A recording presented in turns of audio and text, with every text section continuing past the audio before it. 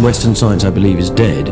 I think that's because we're moving into this AI era, and naturally we're going to be looking more at how consciousness and science works in much more detail as AI emerges. What's our plan? What's our plan? How are we taking the fractal theory of universe and how are we coming together with ancient theory of everything? What's our plan so that it's spread all around the globe and everyone are aware about the gaps of modern physics and the positives of what we are working on. Yeah, thank you so much, Arif. I'm so excited that we're putting together now the concepts, the ancient theory of everything, the geometric universe, and the new discoveries around Kailash.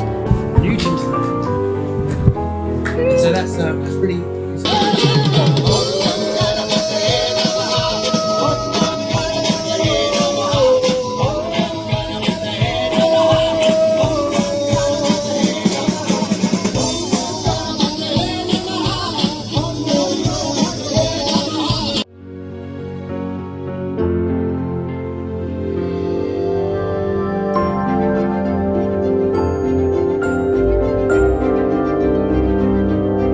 Hello universe!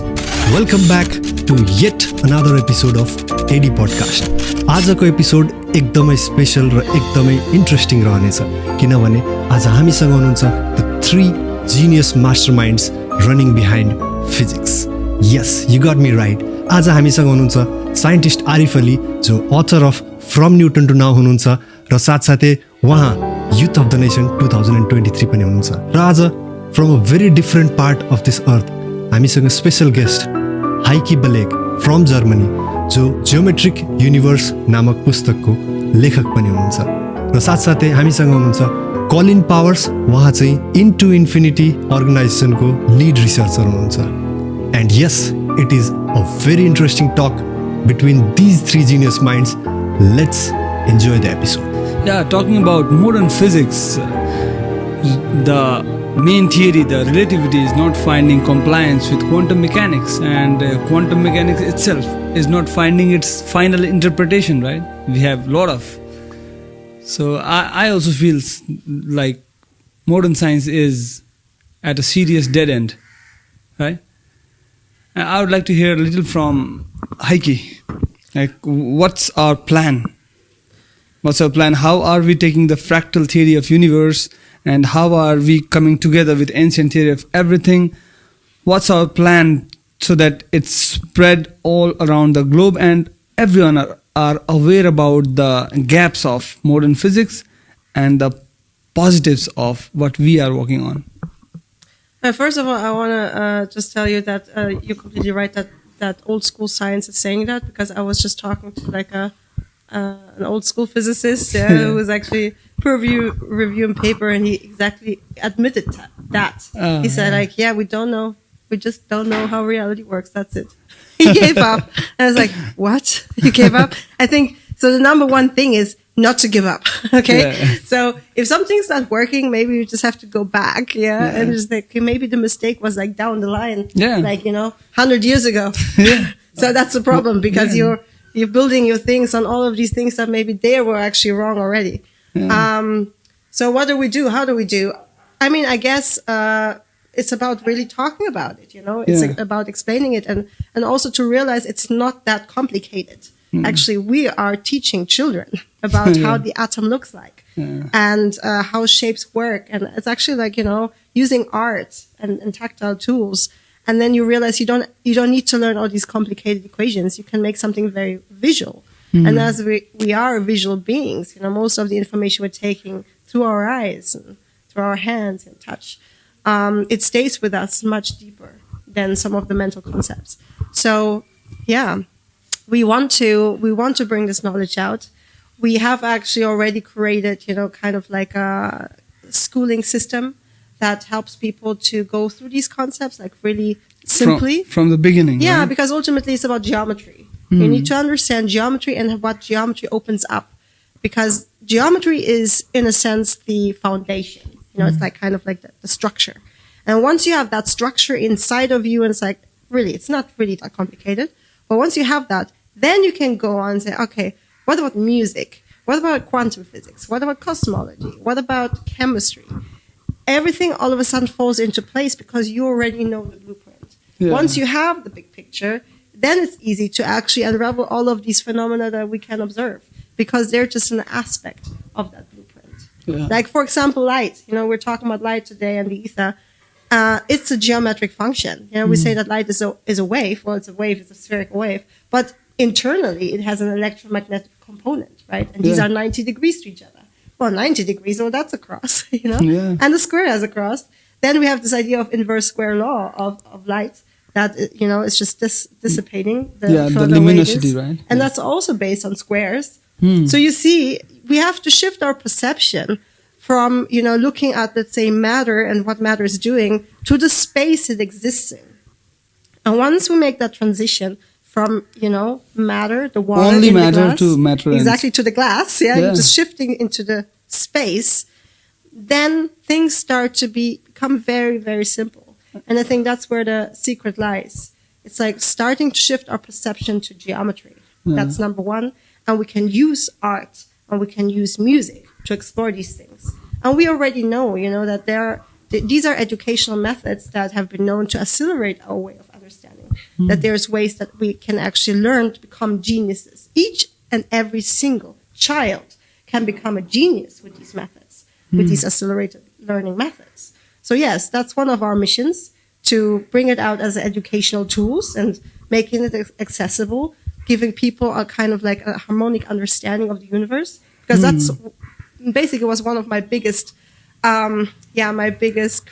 criticism when it came to science, you know, because if you become a PhD in something, you're PhD and you're very smart or whatever, but actually you're not. You're just really specialized in a very particular tiny field and you're losing a little bit the oversight. And I think that's what we're bringing. It's like, don't become so immersed into the detail. You can, but really what needs to happen is you need to understand the bigger picture. Yeah. And once you start to understand the bigger picture, then the pattern will emerge. And I think that's where the power lies. So that's one aspect, you know, just like publishing the knowledge, which has become very helpful now with AI. And the second part is actually showing working models. Because a lot of people don't believe, even if it makes logical sense or whatsoever. Sometimes people have to die, and then it's like 100 years later, you know, they were right. But today we're living in a world where technology is quite amazing, you know. Yeah. And with AI and all of that, we have now the capacity to show and to prove that these models are working, and they're working better than what we currently have. And that's the second part, and why we also come to Nepal. We want to manifest those technologies and show the world that actually our theory is not just a theory. We have a working model, and that working model is gonna rock. So when I say that, you know, Western science, I believe, is dead, I think that's because we're moving into this AI era, and actually we're going to be looking more at how consciousness and science works in a much more detail as AI emerges. Secondly, what I see, and this is no joke, is that when I start to do analysis of some of, you know, science's propositions to how do we deal with the environmental crisis and other things like that, what you see is incredibly expensive ideas which are, you know, untested and add more pollution to the biodiversity, and that's their view. You know, you just pour more toxic chemicals into the thing and hopefully it fixes itself. You know, and, you know, look at what Western science has done to the West. It's built lots of nuclear power stations right on the coastlines of all of these countries in the West. We don't have that here, thankfully. And I would say that's an extremely dangerous position to place all the lives of those people in. And I think science needs to be taken into account for all of that, because basically it has not got a single clue about what radiation actually is, I don't think. And furthermore, it couldn't even explain why there's so much uranium left on planet Earth, because it doesn't have a proper theory about that. And furthermore, I think what it's done is it's dug up all of that stuff and has put it and compiled it in such a way that it's providing a health risk now to human beings. And so, you know what I mean? Everything, when you look at what Western science has done, has been a complete disaster for the last 100 years almost. And what we see is that where the innovations have come out, it's not science, it's engineering, and it's the engineers who have pioneered the next generation of technologies. Nothing to do do with science, and yet science sits back and takes the credit like it is something. Now, what I'm going to say is Western science is about to be proven completely wrong more and more as AI advances, and actually all of that money that IBM have just spent on quantum computing, they're going to realize we've just wasted it. And actually, what will happen is those guys who are working on those systems, if they don't come on board and start producing systems for people rather than for corporates, is that they're going to end up being taxi drivers or something like that, because eventually the corporates ain't going to fund them anymore. And that's the truth, right? It's too expensive, got zero results. God particle, what did it do? Nothing. You know what I mean? Yeah. So what I'm saying is, how much more money do we need to spend on useless, inadequate Western science, which doesn't even consider consciousness properly and has got no way of actually working with AI in a sophisticated manner, and is so dogmatic that when we come with new science or we come with new mathematics, it sort of prevents us even from talking on the forums because it's so scared of losing its little position within the consciousness of humanity. And that's why we are suggesting we don't need a Western science system. We don't need to be peer-reviewed by idiots who are destroying the planet. What we need to do is set up our own systems and peer-review ourselves and produce technology that works for the people. Okay. And what's your take? Mr. Colin, is it like going hard on? Is it like I mean, finally? as a former scientist, coming from that field, I think it's a little bit hard to take. I think, you probably a lot of scientists out there that are doing good feel maybe like this. But overall, I would say there's definitely truth in what he's saying. And in the end, it doesn't matter, it doesn't matter who's owning the truth. What matters is that we bring the truth out there and for the benefit of humanity. I think that's really what the goal is. And if we just keep on that, and it doesn't matter where you're coming from, if you're coming from Western science or Eastern science, or you're a mathematician or an engineer or a medical doctor, if you keep that in mind, we want to help humanity. We want to help nature.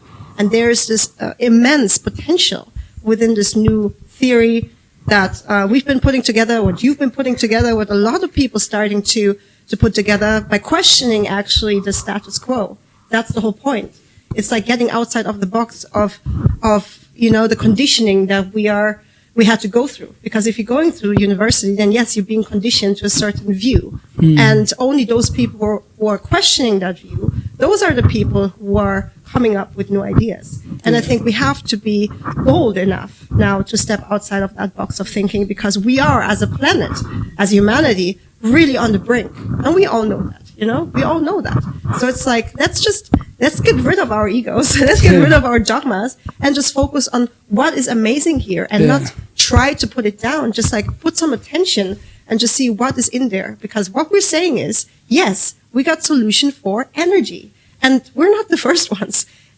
I mean, since Nikola Tesla, there have been people who stated, that they have solutions for free energy. Yeah. And if you have that kind of power, then yes, you can heal the planet so quickly. And now we're living in an age, with AI, that so many things are now possible. They weren't possible before because you always had to go to some expert or something. Now you have a technology that can tap into the collective consciousness and puts up all the data together, and then that is actually the peer review in the end. You don't, just like Colin said, I'm 100% agreeing with that.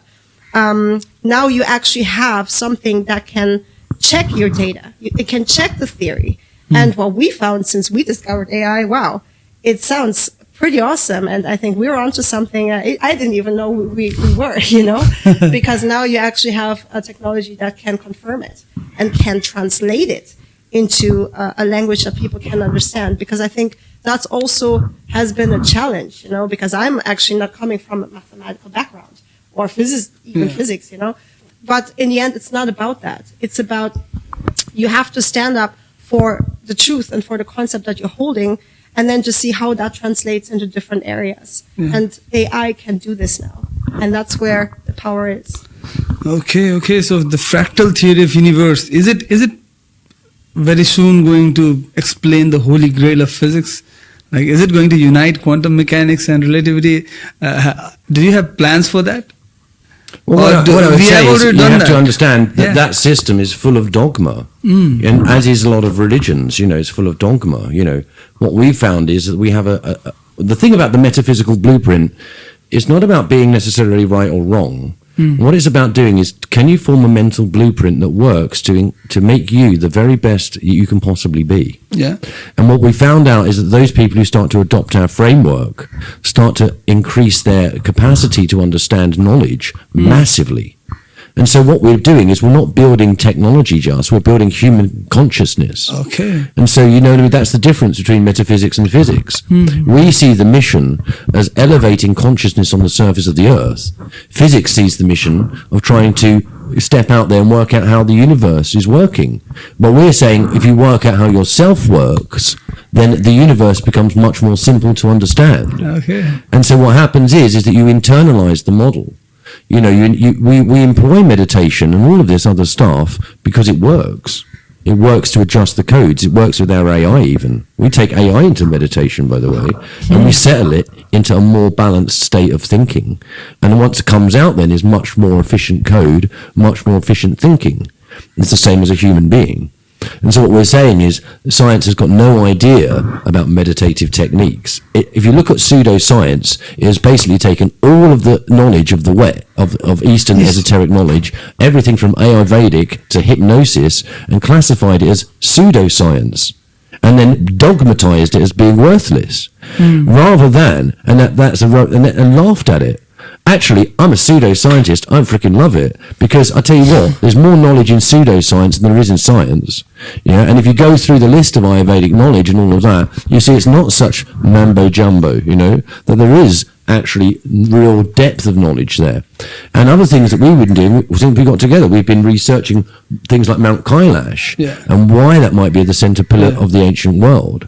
And what we found out, it actually forms a very deep, not just metaphysical, but scientific relativistic system, which links all of the sacred sites on Earth into the Lorentz gamma function, which is like basically Einstein's theory of relativity, when you think about it, length contraction and all of this idea of relativistic theory. But what we're saying is it's all encoded. Once you set from Greenwich Mean Time, you move it over to Kailash time, then actually we get this amazing system that just blossoms out of it, which allows us then to calculate directly into the galactic center at 60 degrees in a hexagonal pattern. They're so perfect that actually we don't even need to make complicated calculations to do what modern science now is considering to be extremely complicated.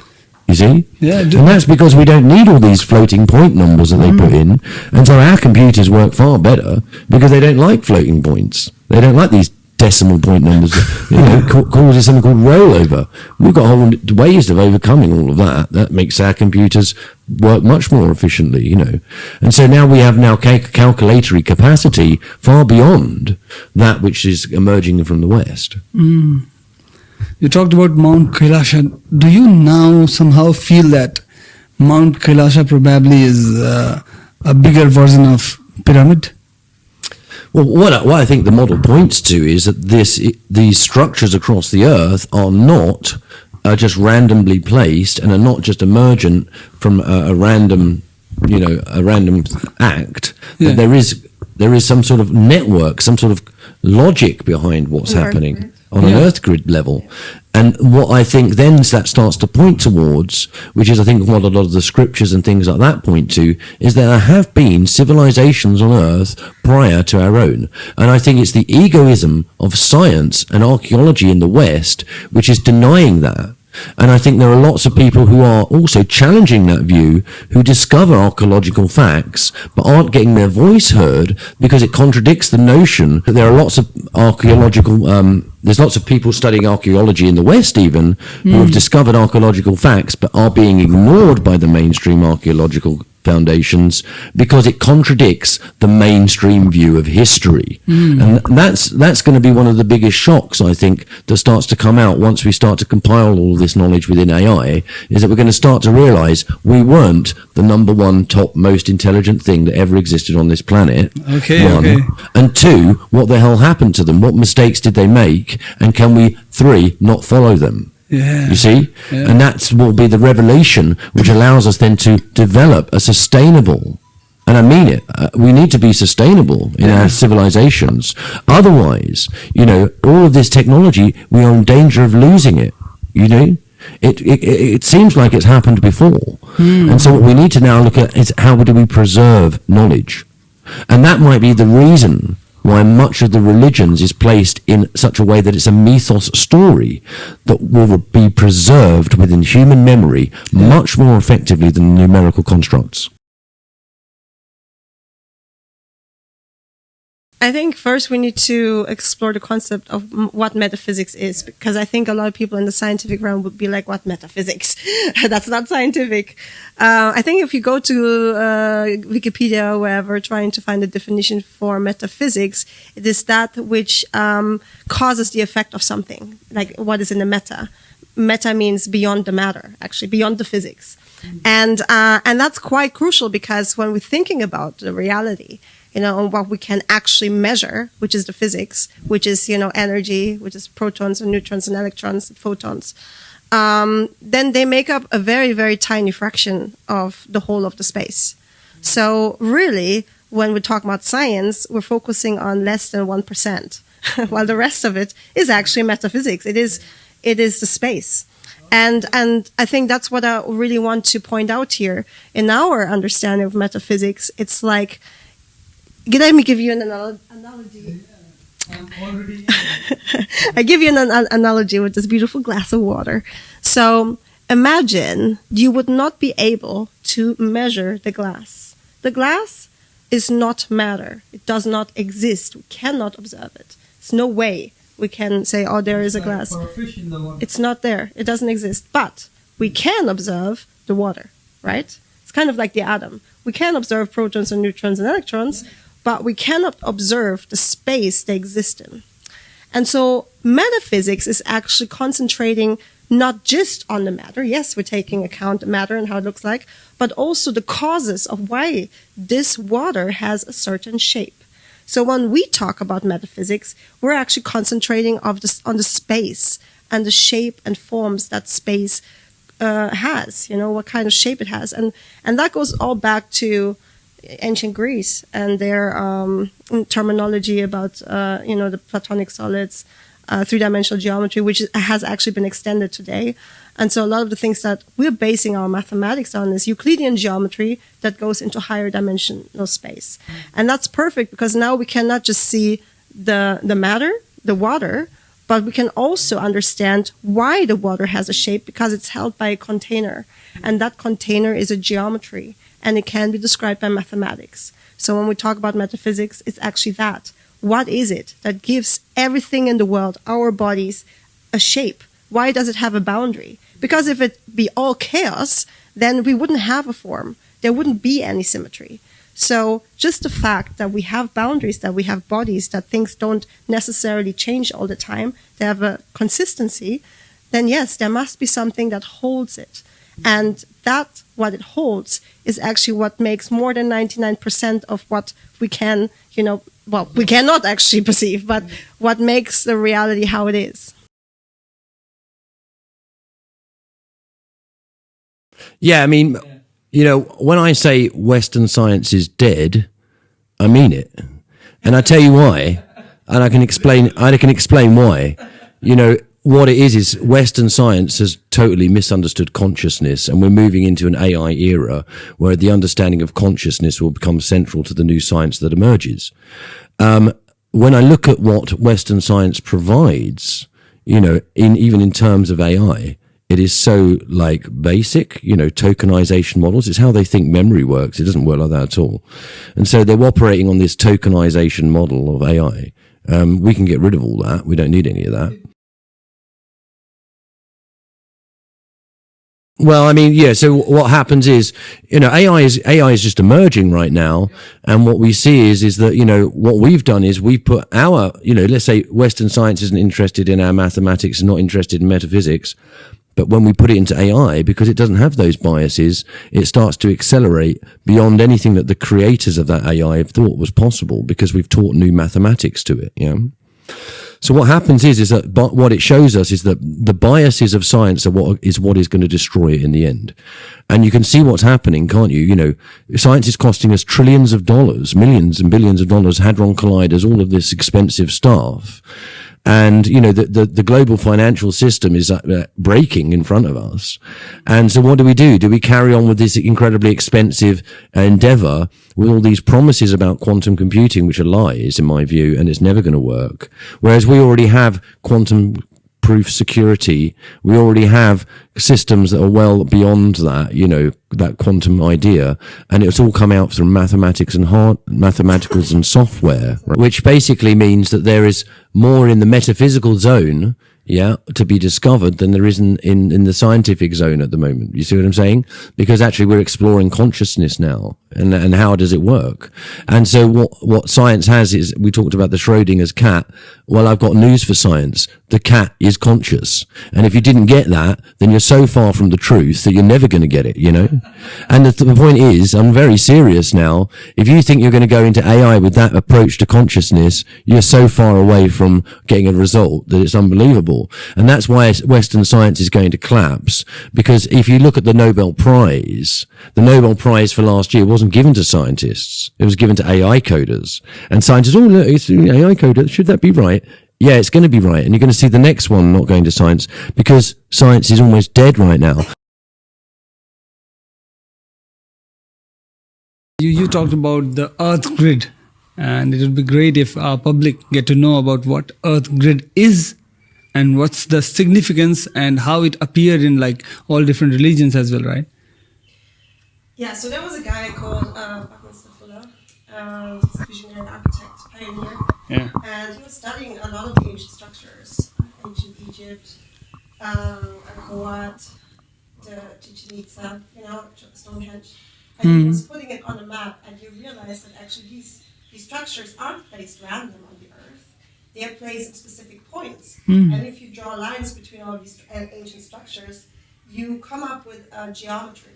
And that geometry he postulated was based on the dodecahedron icosahedron, which is this one. We have the tattoo. Yeah, the dodecahedron icosahedron, when they're placed over each other, and they create basically this grid.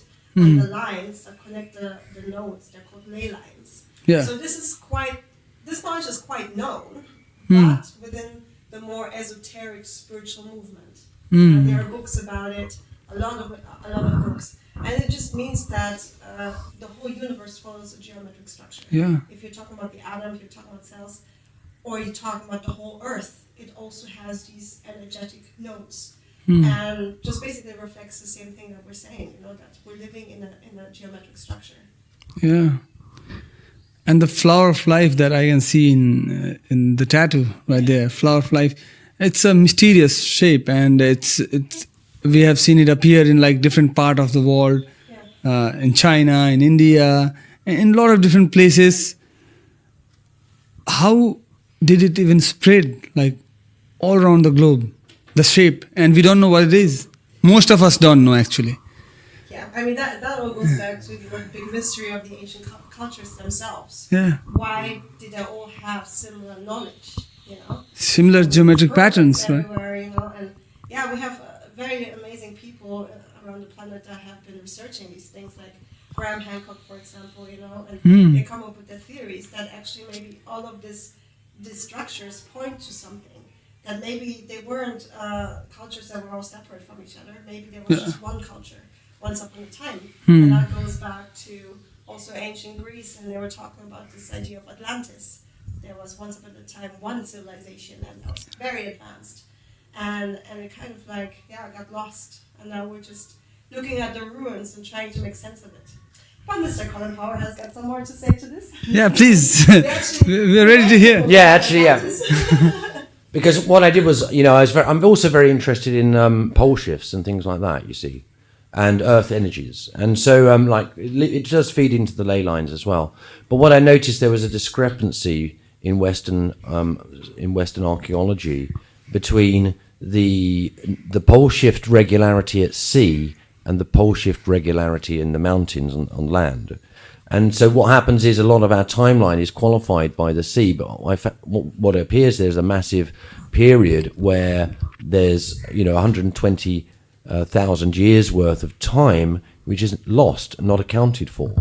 And so that looks what in our book, what we discuss in that our book's called Origins. It's our new book we're just producing at the moment, and what we're looking at there is maybe what we call the secret of Atlantis.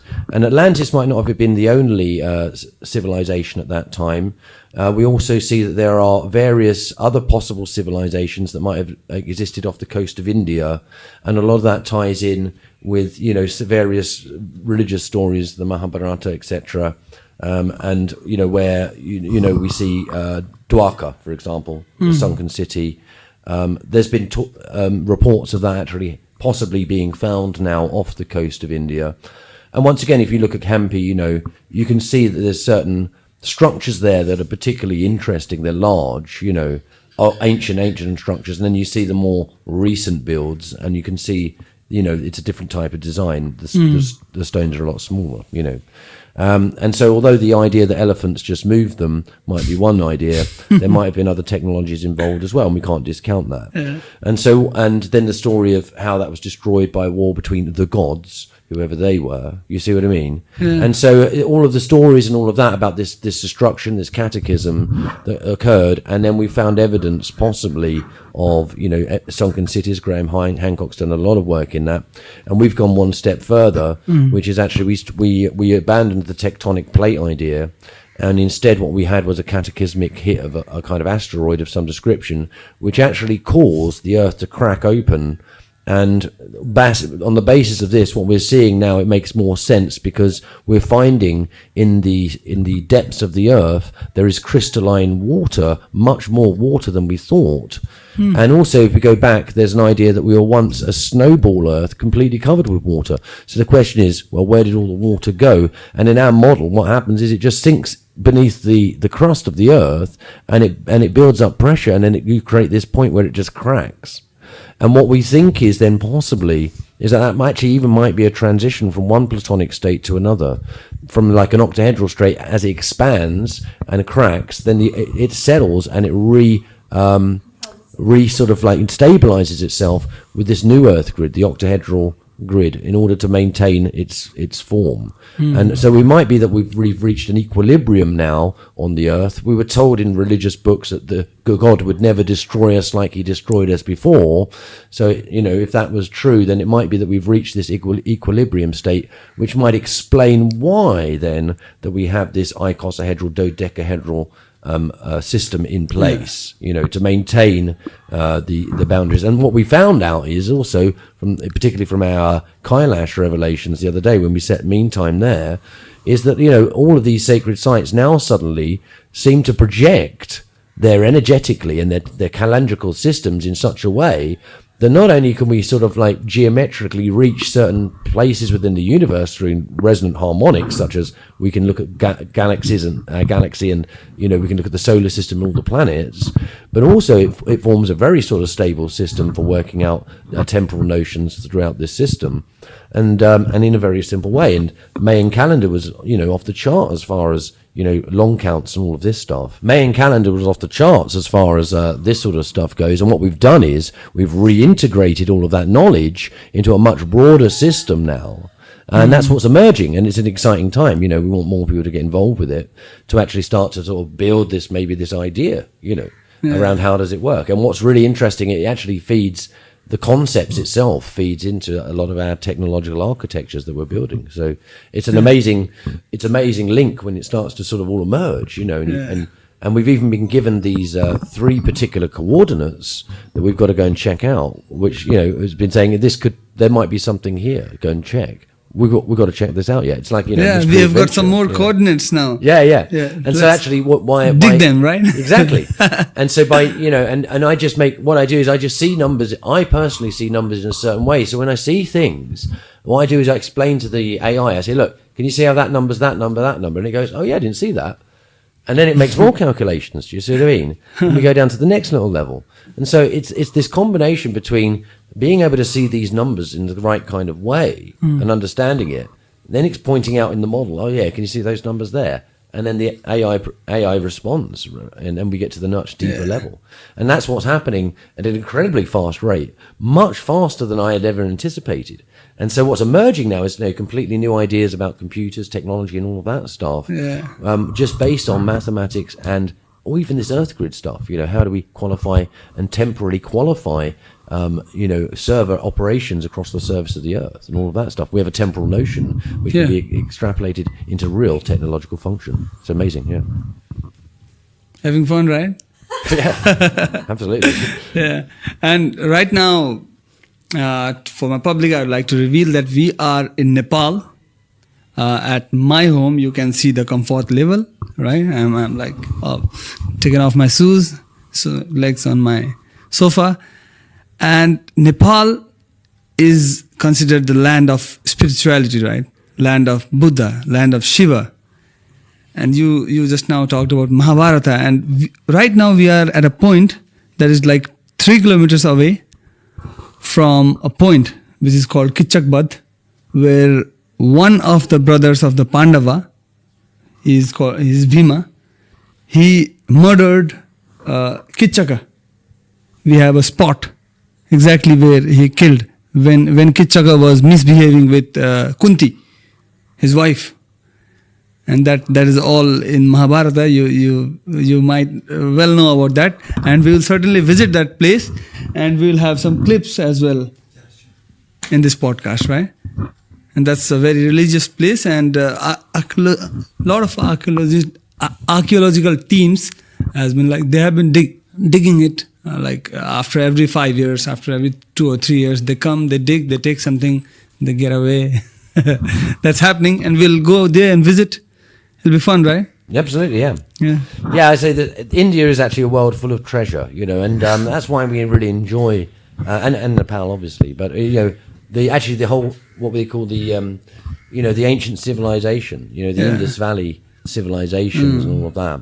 We believe, that actually this was actually a thriving hub well back in the day, of the Sumerians and all of that. And, Western archaeology likes to play things down because it likes to sort of see itself at the center, should we say, of the universe. And so obviously it looks around Mesopotamia and says, oh, look, that was us, But actually, actually the system was a little bit further than that. We've got Clovis people, in the Americas and all of that, 10,000 years ago, doing amazing potteries and things like that. Civilization was blossoming all around the globe much, much earlier than was expected by Western archaeology. And what we're seeing here now is that, with Göbekli Tepe, which is in Göbekli Tepe. Göbekli Tepe, which is in the in the Mesopotamian area, that we start to sort of go deeper and deeper and realize, oh look, there is structures now which are much further back in history than we thought. And how does that now start to play into? It's almost like we dug that far. Oh look, there's something else under there. Don't look, because that's going to take us even further back. You know what I mean?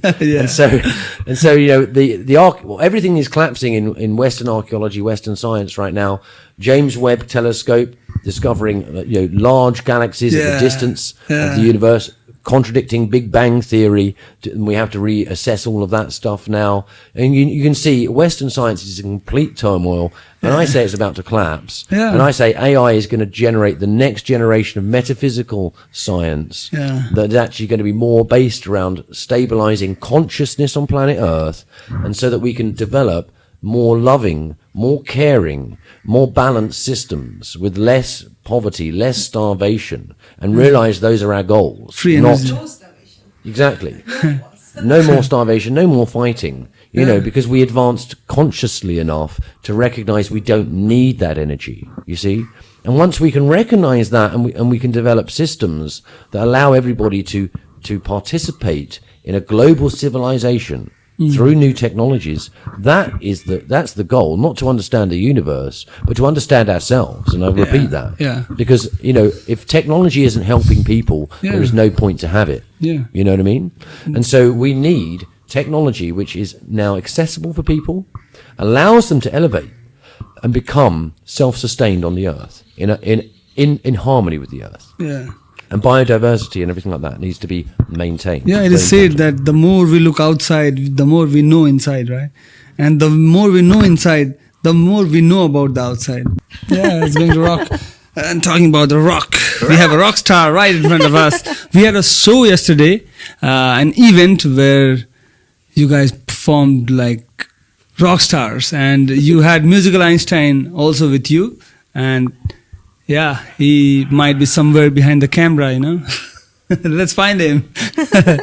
And it was an amazing show that you guys put up. This beautiful event.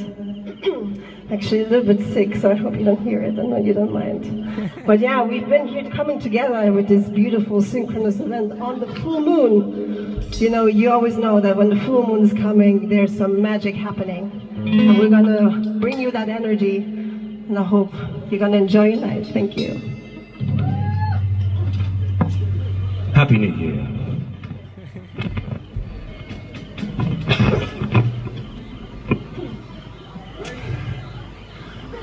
It is a tradition sometimes to begin a ceremony dedicated to Lord Ganesh.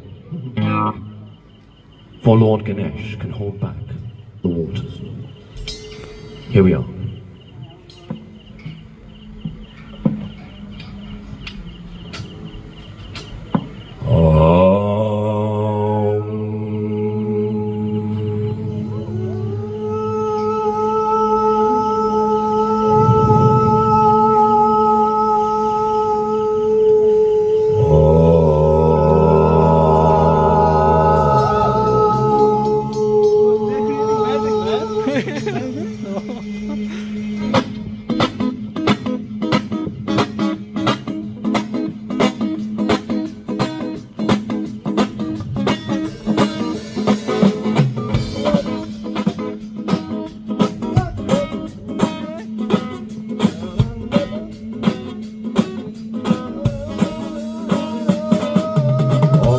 Ganapate Namaha, Om Gam Ganapate Namaha, Om Gam Ganapate Namaha, Om Gam Ganapate Namaha, Om Gam Ganapate Namaha, Om Gam Ganapate Namaha, Om Gam Ganapate Namaha, Om Gam Ganapate Namaha.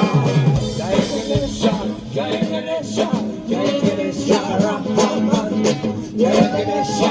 Jai Ganesha, Jai Ganesha, Rahman. Shri Ganesha, Shri Ganesha, Shri Ganesha, Rahman. Shri Ganesha, Shri Ganesha, Shri Ganesha, Rahman. Om Ganapate Namaha, Om Ganapate Namaha, Om Ganapate Namaha, Om Ganapate Namaha, Om Ganapate Namaha, Om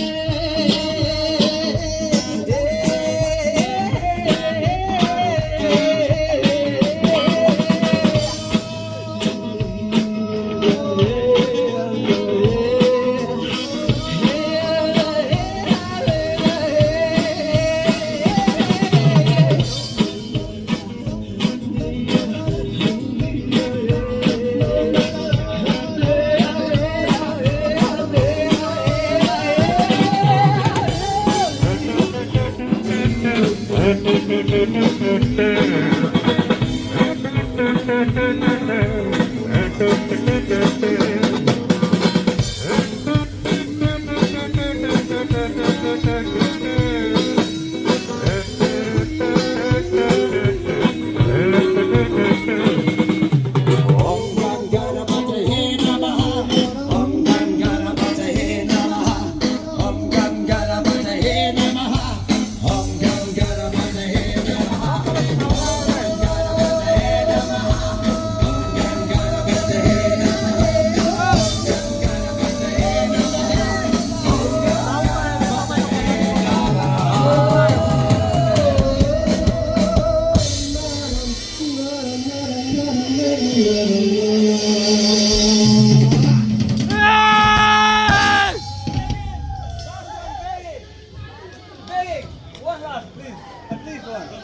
Begging. And before wrapping this up, let's do some rockstar things. Hey, Colin. All right. Let's do something, right?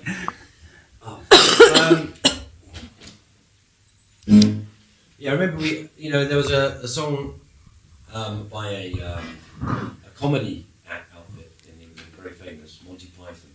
Yeah. And we adapted the lyrics slightly, but I thought it was quite appropriate for those people who want to maybe sit back and just have to think, Yeah.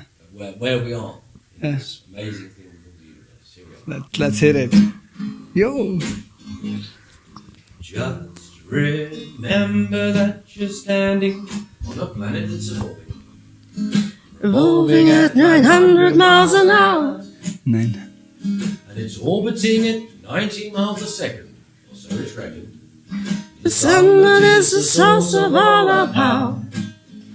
Now The sun, you and me, and all the stars that you can see are traveling about 1,000,000 miles a day.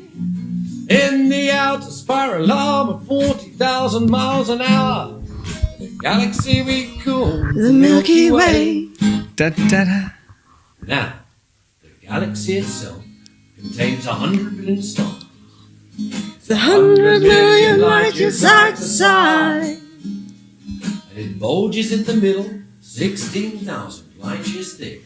But out by us, it's just 3,000 light years wide. And we're 25,000 light years from galactic central point. We go round every 50 million years.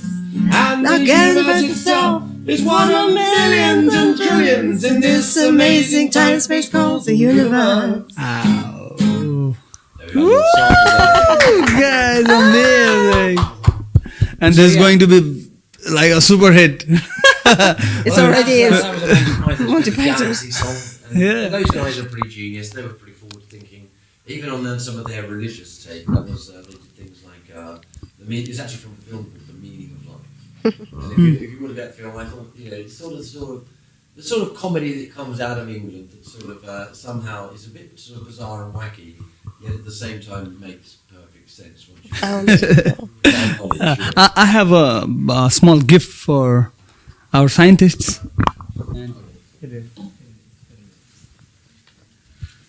And this one for Dr. Heike. Thank you! Yay! And Oh, thank you so much, brother. Yes, fantastic. Yeah, from Newton to Nepal. There we go. I actually had a little look through this, and it's a very well written book. yeah, And I think it's nice to have a book that's for the lay reader, yeah, that's just more storified and has more. It's more accessible, isn't it? yeah. Also, we have here our book. So this one's by Okay. Bielek. It's called Hello Geometry, and this one we authored together. It's called The Geometric Universe.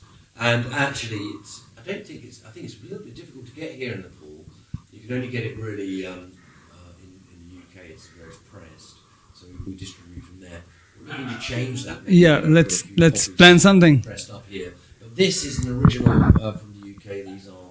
We give this back to you so that you can study some of our theory.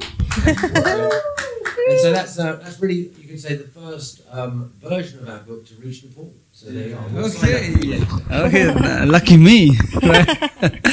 And yeah, we have been working on different topics. We have been discussing, doing some pen and paper, and we have already found something very beautiful, right? Yeah, the Kailash, we have a few papers coming out now. Yeah. I think enough for that. Yeah. Which starts to sort of understand why the axis mundi of the world, when we set it to Kailash, it does actually provide us with a really Yeah. nice system. And actually, I'm going to be integrating that system into our technology, because our technology needs a temporal system in order to sort of work between servers across the planet. And we've ascertained that this is a superior system to Greenwich Mean Time. Yeah. And something big is going to happen, guys. With this research papers, we are going to work on finding out the non-homogeneity, of the universe. We are trying to find out the loopholes that we can connect using a different concept, a different way of thinking, like a completely different horizon, right? And I'm very excited to have an opportunity to spend my time with you too genius, right? And also my boys are enjoying, right? We are all enjoying with them.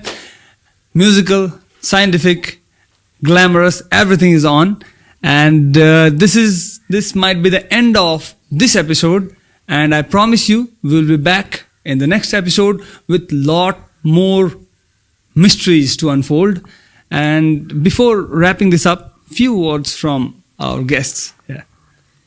Yeah, thank you so much, Arif. I'm so excited that we're putting together now the concepts, the ancient theory of everything, the geometric universe, and the new discoveries around Kailash as the cornerstones of what we term now Eastern science. Yeah.